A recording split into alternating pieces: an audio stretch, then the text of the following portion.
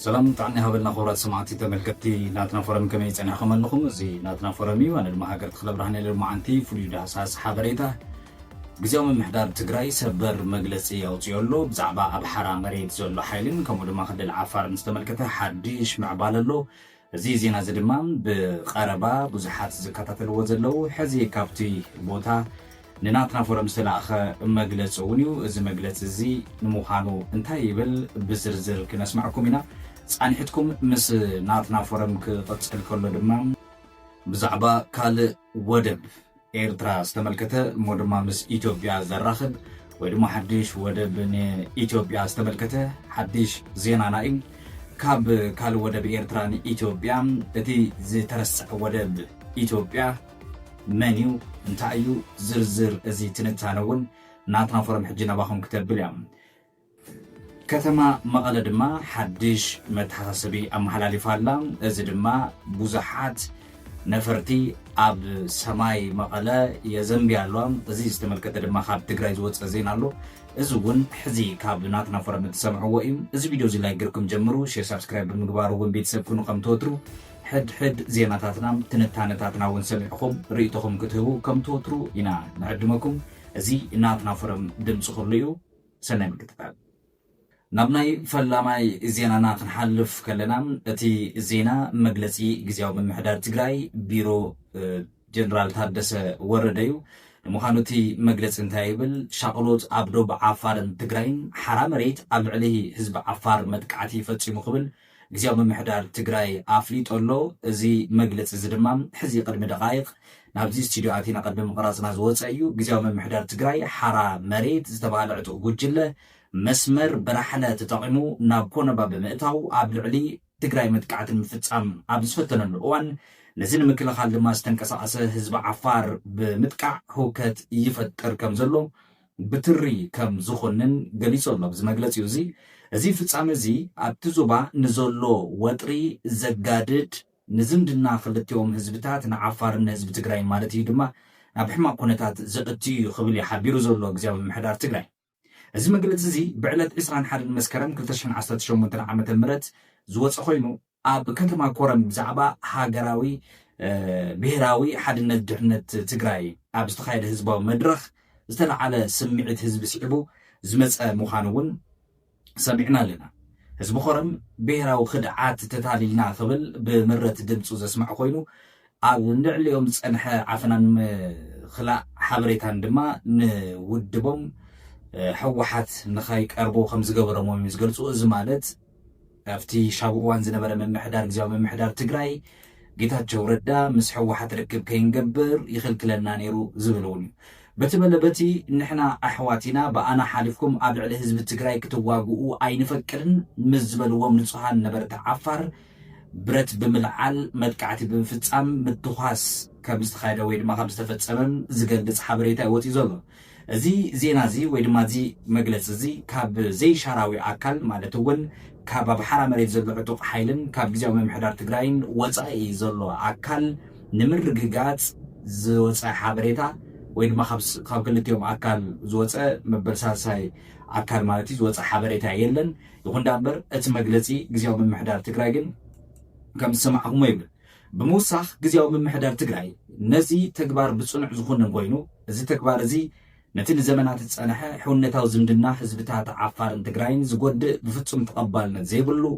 ክብል ድማ ኣጠንቂቑ ኣሎ ብተወሳኺ እቲ ኣብ ልዕሊ ንጹሃን ዜጋታት ዝተፈጸመ መጥቃዕቲ ነቲ ብስምምዕ ሰላም ፕሪቶሪያ ዝተረኸበ ሰላም ንምዝራግ ዝዓለመ ምዃኑ እውን ገሊጹ ኣሎ ፃውዒት ንኩሎም ወገናት ክብል እውን ኣብቲ መግለፂ ንዝተፈላለዩ ኣካላት ቢሮ ግዝያዊ ምምሕዳር ትግራይ ፃውዒቱ ኣቕሪቦ ኣሎ እዚ ፃውዒት እዚ እውን ኣብቲ መግለፂ ካብ ዝተኻተቱ ዋና ነጥብታት ወይ ድማ መዘራረብቲ ነጥብታት እዮም ናብቲ ቀፂልና ንምልከቶ ዋና ጉዳይና ክንሓልፍ ከለና ናብ ጉዳይ ወደብ ባሕሪ ኢትዮጵያን ኤርትራን ዝተመልከተ ኣብ ዝቐረበ እዋን ጉዳይን ወይ ድማ ትውጥጥ ሰማይ ዓሪጎሎ እቲ ኩሉ መንገድታት እንዳተዓፀወ ናብ ኣፈሙዝ ወይ ድማ ናብ ክላሽ ምትዕምማር ዝኣትውሉ ዘሎ ኩነታት ዘሎ ካልእ ወደብ ኤርትራ ንኢትዮጵያ ዝተመልከተ ክንምልከት ኢና እዚ ጥዖ እዚ ዝተረስዐ ወደብ ኢትዮጵያ እቲ ብሕቡእ ዝተኻየደ ስምምዕ መእተዊ ብዝተመልከተ ንዘራረብ ኢና እቲ ብሕቡእ ዝተገበረ ስምምዕ እንታይ እዩ ቅድሚ 30 ዓመት ኢትዮጵያ ጥዖ ዝተባሃለ ወደብ ከም ዝነበራ ብዙሕ ሰብ ኣይፈልጥን ወይ ድማ ረሲዑ ወይ ስለምንታይ እዚ ወደብ እዚ ካብ ታሪክ ተዓፊኑ ወይ ድማ ተሓቢኡ ከም ፀንሐ ብዙሕ ሰብ ኣይፈልጥን ፕሬዚደንት ኢሳያስ አፈወርቂ ነዚ ወደብ ንኢትዮጵያ ንምሃብ ተስማዕሚዖም ምንባሮም ብዙሕ ሰብ ኣይፈልጥን ኣብዚ ፍሉይ መደብ እዚ ነዞም ሕቶታት ዝምልሱ ብዛዕባ እቲ ዝተሓበአ ታሪክ እንታይ እዩ ዝብል ድማ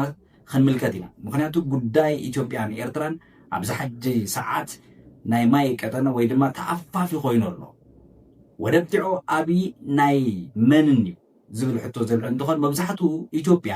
ብዛዕባ ታሪካዊ ወደባት ሃገሩ ክሓትት ከሎ ዓሰብ ምጽዋዕ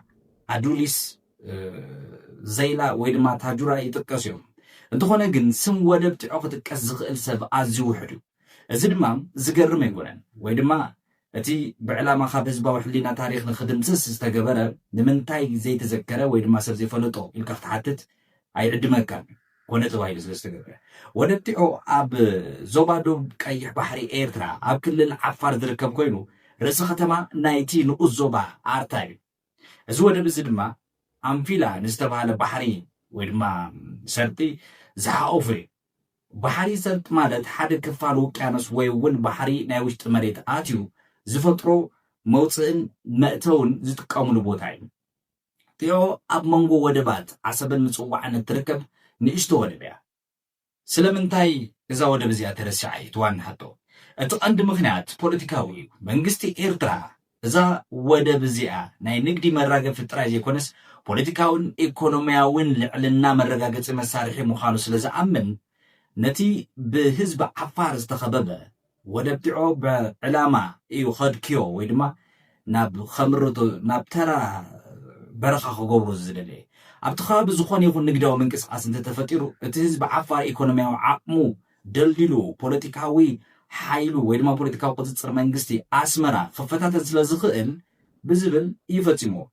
ነቲ ብዘመን ደርግ ዝተጀመረ ንመልከት እቲ ብዘመን ደርግ ዝተመሰረተ ልምዓት ወደብ ጥዖ ብምዕናው ናይ ዓሳ መፅመዲ ጥራይ ክትኸውን እዮም ገይሮም እዛ ወደብ እዚኣ በዚ ምክንያት እዚ ድማ ጥዖ ካብ ስራሕን ሕሊናን ወፃያ ኮይና ብሕቡእ ዝተኻየደ ስምምዕ እዛ ወደብ እዚኣ ምስ ኢትዮጵያ እቲ ካልኣይ ዋና ጉዳይ ናይ እዚ ጉዳይ እዚ ቅድሚ 9 ዓመት ህዝቢ ናዕቢ ኢትዮጵያ ቅድሚ ምጅማሩ ቀዳማይ ሚኒስትር አብይ ኣሕመድ ናብ ስልጣን ቅድሚ ምምፅኡ ዝተፈጠረ ሓቂ ነይሩ ቻይና በቲ ቤልት ኤንድ ሮድ ዝብል ዓለም ለኻዊ ፕሮጀክታ ኣቢላ ንኤሽያ ኣፍሪካ ኣውሮፓ ብየብስ ባሕሪ ክተራኸብ ኣብ እትፅረሉ ዝነበረት እዋን ኣብ መንጎ ኢትዮጵያን ኤርትራን ዘሎ ኣይውግእ ኣይሰላም ዝነበረ ኩነታት ስለ ዘሻኸላ ንክልቲአን ሃገራት ክትዘራረብ እያ ጀሚራ መን ቻይና እቲ ድርድር ከመይ ነይሩ እቲ ድርድር ናይ እንካን ሃባን ወይ ድማ ጊቭ ኤንድ ቴክ ዝብልዎ እዩ ኢትዮጵያ እዛ ንእሽተን ወደብ እዚኣ ወደብ ጥዖ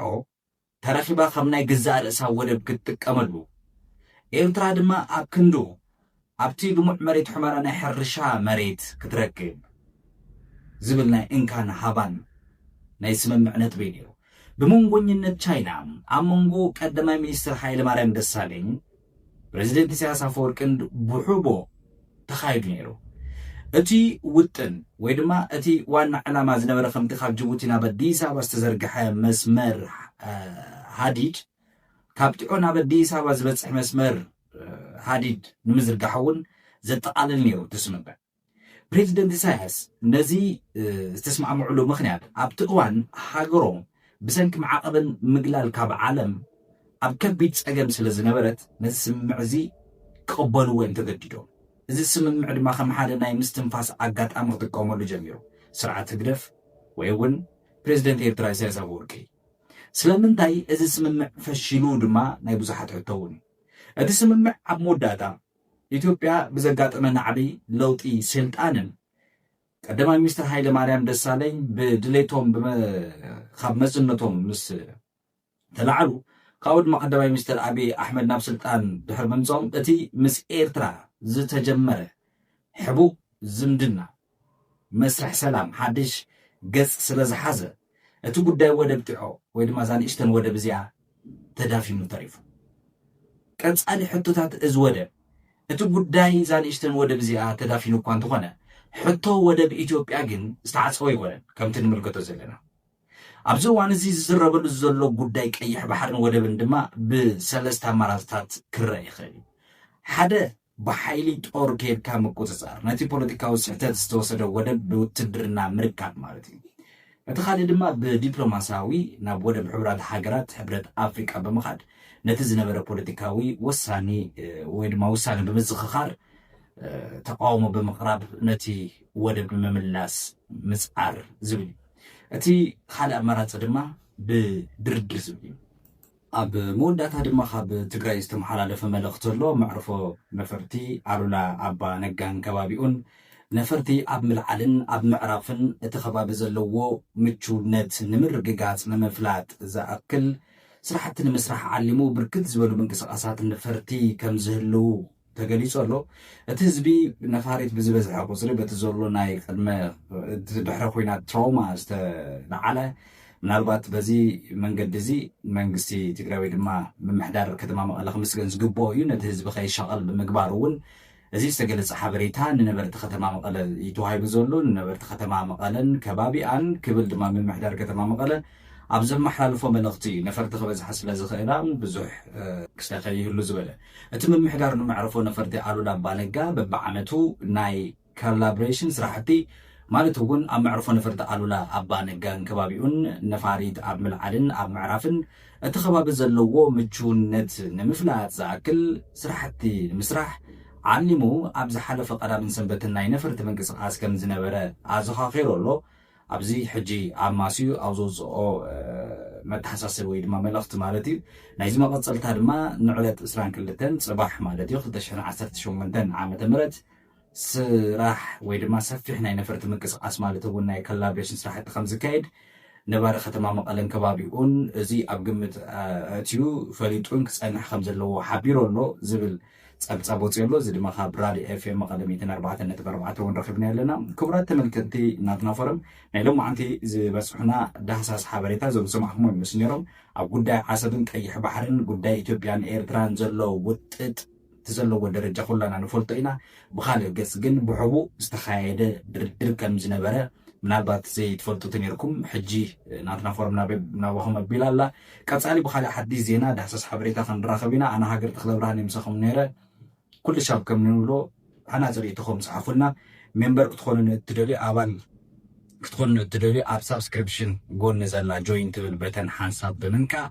أول تدخل لكم كاودما نعهم أبنا أولا طرح نبينهم دما فيديوهات كنلقينا تنتهانات كنلقينا معلتاوي ببسعة وببدا زوجو على ملخه هاغراوي زوبا وزخونه حبريتات وين كنلقينا سلازي نايناتنا فورم أبان مخانكم بفولي ندرخوا وربحوا نزيو بتوسخ دما مسجد لكم مو ويدما حطوا بملعل نزل لكم أكلون كنا قرب نخل له بايتها وين أمتشنا لنا ناتنا فورم صباح قال حديش حبريت حزاخت مزيان سلام